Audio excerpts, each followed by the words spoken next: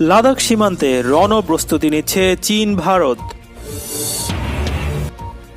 বুধবার মধ্যরাত থেকে ইউরোপে নিষিদ্ধ পাকিস্তান এয়ারলাইন্স। জাতিসংঘে যুক্তরাষ্ট্র আবারও রাজনৈতিকভাবে পরাজিত হয়েছে। কিমের মৃত্যু গুঞ্জন আবারও শুরু হয়েছে। এত রেমডেসিভির দিয়ে কি করবেন ট্রাম্প? 3 মাস বিরতির পর আবারও ইরান থেকে গ্যাস আমদানি শুরু করল তুরস্ক। পশ্চিম তীর সংযুক্তি করার ইসরায়েলের পরিকল্পনা ব্রিটেন মেনে নেবে না বলছেন বরিস জনসন। ভারত ও চীন সেনার কোর কমান্ডার পর্যায়ে তৃতীয় বৈঠকের নির্যাস বলতে শান্তিপূর্ণ পরিবেশ আলোচনা, সেটা সমাবেশ সরানো নিয়ে কথাবার্তা। কিন্তু এর বাইরে গালওয়ান উপত্যকা বা প্যাগং লেকে প্রকৃত নিয়ন্ত্রণ রেখা থেকে চীন সেনা সরাবে এমন কোনো প্রতিশ্রুতি বা আশ্বাস মেলেনি বলেই ভারতীয় সেনা সূত্রে খবর। বরং বিভিন্ন উপগ্রহ চিত্রে ধরা পড়েছে প্রকৃত নিয়ন্ত্রণ রেখা বরাবর সেনা, রসদ ও অস্ত্রশস্ত্র মজুত বাড়িয়ে চলছে বেজিং, তৈরি করছে সেনা ছাউনির মতো নানা কাঠামো। এই পরিস্থিতিতে আলোচনার মাধ্যমে সেনা স্থিতাবস্থা ফেরানো এবং বেইজিং এর তরফ থেকে কোনো রকম আগ্রাসন হলে তার উপযুক্ত জবাব দিতে নিজেদের প্রস্তুত রাখার কৌশলকে এগুচ্ছে নয়াদিল্লি। সূত্রের খবর অনুযায়ী ইতিমধ্যে ফিঙ্গার 4 এর ভেতরে স্থায়ীভাবে নিজেদের অবস্থান পরিষ্কার করেছে চীন। ভারতকে চাপে রাখতে আরও এক ধাপ এগিয়েছে বেইজিং। প্যাগং লেক এবং গালওয়ান উপত্যকায় সমস্যা সমাধানে ভারত বা চীন কেউই সেনা সরাতে রাজি হয়নি।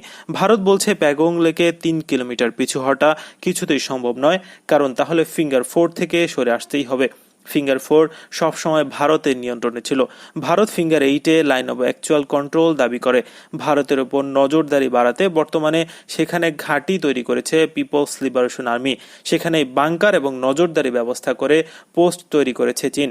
ফিঙ্গার 4 থেকে ফিঙ্গার 8-এর মাঝে 8 কিলোমিটার দূরত্বে মূলত এই কাজ টানা চালিয়ে যাচ্ছে তারা। একইভাবে গালওয়ান পেট্রোল পয়েন্ট 14-তে 2 থেকে 3 কিলোমিটার পিছু হটতে রাজি নয় চীন। প্রতিরক্ষা সূত্রের খবর অনুযায়ী ডেফসাং এবং ডেমচোকেও এইরকম অবস্থা চীনের। দেশটি লাদাখ সীমান্তের কাছে সেনা বাড়িয়েছে। সরকারি সূত্রের বরাতে ইন্ডিয়া টুডে ও আস্তাক টিভি জানায়, চীনা প্রতিদিন 20,000 সৈন্য সমাবেশ করছে। এছাড়া জিনজিয়াং প্রদেশে অতিরিক্ত সেনা মোতায়েন রেখেছে, যাদের ভারতীয় সীমান্তে পৌঁছতে 48 ঘন্টা লাগবে। মঙ্গলবারের বৈঠকে সব বিতর্কিত অঞ্চলগুলোর আলোচনা কেন্দ্রবিন্দু হয়ে ওঠে। চীন আলোচনা শেষে জানিয়েছে, গত 22 জুন গালওয়ানের ক্লেমড লাইন থেকে 800 মিটার দূরে ছিল তারা। গালওয়ান উপত্যকার PP-14-তে চীনা সেনারা প্রায় 100 থেকে 150 মিটার সরে গেছে। লাইন অফ কন্ট্রোলে PP-14 থেকে শেষ পর্যন্ত সব পেট্রোল পয়েন্ট নিজেদের বলে দাবি জানিয়েছে ভারত। প্যাগং লেকে টহলদারির জন্য চীন সেনার রয়েছে 928B ভেসেল।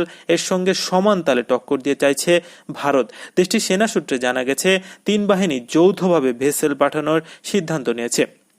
জরুরি ভিত্তিতে C-7 হেভি লিফটার বোয়িং বিমানের মাধ্যমে ভেসেলগণের লেহতে নিয়ে যাওয়া হবে। তবে আকাশপথে নিয়ে যাওয়ার ক্ষেত্রে কিছু সমস্যা তৈরি হয়েছে, সেগুলো কাটিয়ে দ্রুত পাঠানোর চেষ্টা চলছে। অন্য কোনোভাবে বোটগুলো পাঠানো যায় কিনা তাও খতিয়ে দেখছেন সেনা কর্মকর্তারা। ভারত উঁচু পাহাড়ে ঘেরা দুর্গম সংঘাতের ক্ষেত্রগুলোতে দ্রুত পৌঁছাতে মোতায়েন করেছে প্রশিক্ষণপ্রাপ্ত সেনা ও কমান্ডোকে। কাশ্মীর থেকে লাদাখে পাঠানো হয়েছে 2টি প্যারা কমান্ডো ইউনিটকে। পাঠানো হয়েছে অতিরিক্ত 7 ব্যাটালিয়ন সেনাও। এবার পাঠানো হচ্ছে ভারতীয় সেনার ঘাতক বাহিনীর কমান্ডোদের। ইসরায়েলের বিশেষ কমান্ডোদের আদলে প্রশিক্ষণ দেওয়া হয়েছে এ বাহিনীকে। কোনো আগ্নেয়াস্ত্র ছাড়াই খালি হাতে শত্রু নিধনের ক্ষমতা রাখেন এ বাহিনীর কমান্ডোরা। বিভিন্ন রিপোর্টে জানা গেছে, কর্ণাটকের বেলগামে 40 দিনের বেশি সময় ধরে ট্রেনিং দেওয়া হয় এই কমান্ডোদের। দুর্গম এলাকা অভিযানের জন্য শারীরিক ক্ষমতা ও ক্ষিপ্রতা বাড়াতে প্রশিক্ষণের সময় 35 কিলো ওজন কাঁধে নিয়ে 40 কিলোমিটার দৌড়তে হয় তাদের। মার্শাল আর্টেও তারা বেশ দক্ষ। পাইলটদের জাল সনদের কারণে ইউরোপে 6 মাসের জন্য নিষিদ্ধ করা হয়েছে পাকিস্তান এয়ারলাইন্সের ফ্লাইট। ইউরোপীয় ইউনিয়নের এভিয়েশন সেফটি এজেন্সি নিরাপত্তা সংখ্যায় সদস্য রাষ্ট্রগুলোতে পাকিস্তান ইন্টারন্যাশনাল এয়ারলাইন্সের ফ্লাইট পরিচালনার অনুমোদন বাতিল করেছে। পাকিস্তানের এক তদন্তে দেশটির পাইলটদের 1/3 অসাধু উপায়ে লাইসেন্স সংগ্রহ করার বিষয়টি উন্মোচিত হওয়ার কয়েকদিন পরে 6 মাসের নিষেধাজ্ঞায় সিদ্ধান্ত নিল এইএসএ। ইউরোপীয় ইউনিয়নের এভিয়েশন সেফটি এজেন্সির পক্ষ থেকে 30 জুন এ বিষয়ে একটি বিবৃতি প্রকাশ করা হয়। এতে বলা হয়, সম্প্রতি পাকিস্তানের সংসদে এক তদন্ত প্রতিবেদনে পাইলটদের 1/3 অসাধু উপায়ে লাইসেন্স সংগ্রহ করার বিষয়টি উন্মোচিত হয়েছে। এরপর নিরাপত্তার স্বার্থে পাকিস্তান ইন্টারন্যাশনাল এয়ারলাইন্স ফ্লাইট এবং ভীষণ এয়ারলাইন্সের কার্যক্রম স্থগিত করা হলো। পিএম এর কাছে পাঠানো এক চিঠিতে এসএসএ জানিয়েছে তারা এয়ারলাইন্সটির নিরাপত্তা ব্যবস্থায় ঘাটতি দেখতে পেয়েছেন, ফলে বুধবার মধ্যরাত থেকেই কার্যকর হচ্ছে তাদের ওপর নিষেধাজ্ঞা। পাকিস্তান ইন্টারন্যাশনাল এয়ারলাইন্স করোনাকালে খুব কম আন্তর্জাতিক ফ্লাইটই পরিচালনা করেছে। গত মাসে অভ্যন্তরীণ রুটে এয়ারলাইন্সটির একটি বিমান দুর্ঘটনায় 98 জন নিহত হয়। এই ঘটনার তদন্ত প্রতিবেদন প্রকাশ করার সময় গত সপ্তাহে পাকিস্তানের এভিয়েশন মন্ত্রী গোলাম সরোয়ার জানান তার দেশের 860 পাইলটের মধ্যে 262 জনই ভুয়া লাইসেন্স নিয়ে বিমান চালান। তিনি জানান পাকিস্তানের 262 জন পাইলট নিজেরা পরীক্ষা না দিয়ে লাইসেন্স পেয়েছেন, তাদের হয়ে পরীক্ষা দিয়েছে অন্য কেউ। উত্তর কোরিয়ার সর্বোচ্চ নেতা কিম জং উন সবসময়ই রহস্যময় চরিত্র। মর্জি হলেই উধাও হয়ে যান, অন্তর্ধান শেষে আবারও ফিরে আসেন স্বরূপে। 3 সপ্তাহ ধরে জনসম্মুখে আসছেন না উত্তর কোরিয়ার নেতা, তাই তার মৃত্যু নিয়ে আবারও গুঞ্জন শুরু হয়েছে। এর আগে গত এপ্রিলে 20 দিন আড়ালে ছিলেন উত্তর কোরিয়ার নেতা কিম জং উন। সেই সময় গুঞ্জন উঠেছিল কিম মারা গেছেন, আবার এও গুঞ্জন চলছিল যে তিনি করোনা ভাইরাস আক্রান্ত হয়ে কোয়ারেন্টিনে। সব জল্পনার অবসান ঘটিয়ে তিনি প্রকাশ্যে আসেন গত 1 মে। এরপর কিছুদিন রাষ্ট্রীয় কাজে ব্যস্ত থেকে আবারও উধাও হন কিম। গত 7 জুনের পর রাষ্ট্র নিয়ন্ত্রিত গণমাধ্যম কিমের কূটনীতি বিষয়ক বিভিন্ন চিঠিপত্র আদান প্রদানের খবর দিলেও তার চেহারা দেখা যায়নি। জাপানের প্রতিরক্ষা মন্ত্রী তারও কোনো এ নিয়ে সংবাদ সম্মেলনের প্রেস ব্রিফিং বলেছেন, কিমের স্বাস্থ্য নিয়ে আমাদের কাছে কিছু সন্দেহজনক তথ্য আছে। তিনি জানান উত্তর কোরিয়ায় করোনা ভাইরাস মহামারী ছড়িয়েছে, এ থেকে বাঁচতে কিম নানা উপায় অবলম্বন করছেন। কিমের চলাফেরা খুবই সন্দেহজনক। জাতিসংঘ নিরাপত্তা পরিষদে আরও একবার যুক্তরাষ্ট্রের রাজনৈতিকভাবে পরাজিত হয়েছে বলে মন্তব্য করেছেন ইরানের প্রেসিডেন্ট ডক্টর হাসান রুহানি। ইরানের রাষ্ট্রীয় বার্তা সংস্থা জানিয়েছে দেশটির বিরুদ্ধে আন্তর্জাতিক নিষেধাজ্ঞার মেয়াদ বাড়ানোর ব্যাপারে যুক্তরাষ্ট্রের একটি প্রচেষ্টা ব্যর্থ হওয়ার পরিপ্রেক্ষিতে প্রেসিডেন্ট রুহানি এমন মন্তব্য করেন।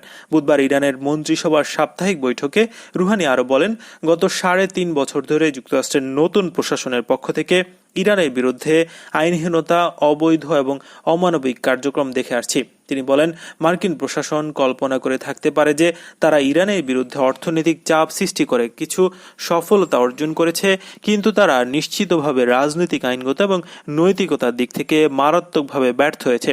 গতকাল তারা আরেকটি পরাজয় বরণ করেছে।